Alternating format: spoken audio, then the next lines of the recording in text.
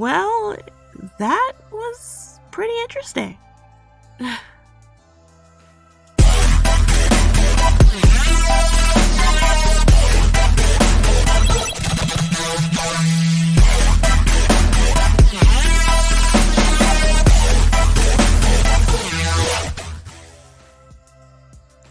Hey guys, welcome to another episode of Jane Theory. This week we take a look at The Mandela Effect, a Netflix film by David Guy Levy. So, if you're not familiar with the Mandela Effect, it's this phenomenon where masses of people misremember the exact same things.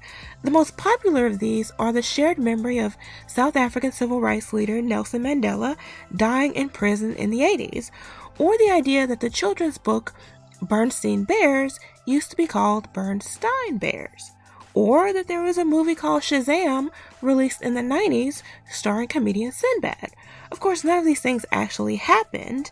They are considered by some to be glitches in the system. And the film follows a grieving father, played by Charlie Hoffheimer, who begins noticing these glitches and investigates them. He pursues the truth or the cause for these glitches in effort to reverse whichever glitch resulted in his daughter's death.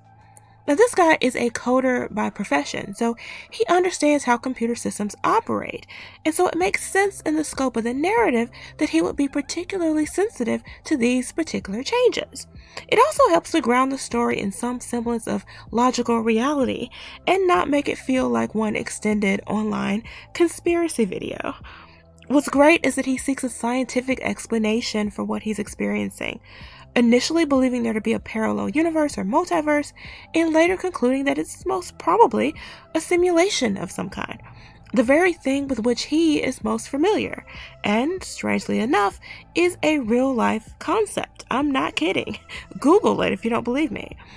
Now, his wife and brother-in-law are, of course, skeptical. They find the inconsistencies in our collective memories to be peculiar, but likely the result of just false memories. But then, an interesting thing happens during the third act of the film. And while I won't spoil it for you, I will say that this is the kind of film you really have to see for yourself. There's no action, there's no exciting adventures. There are parts that get a bit spooky and bizarre, but it isn't a horror film. It's relatively low budget, but incredibly well shot. The acting is decent, it hits the right notes, and it's emotional where you would expect. You really feel for the characters and are drawn into the investigation and the twists as you try to figure out, along with the title character, exactly what in the heck is going on. Questions are raised throughout the film that will leave you questioning your own reality near the end. This film is a nerd dream.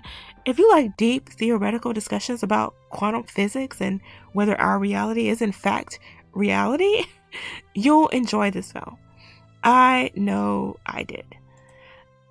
Now, definitely come back and visit us next week for a new video review, and don't forget to subscribe. See you next week.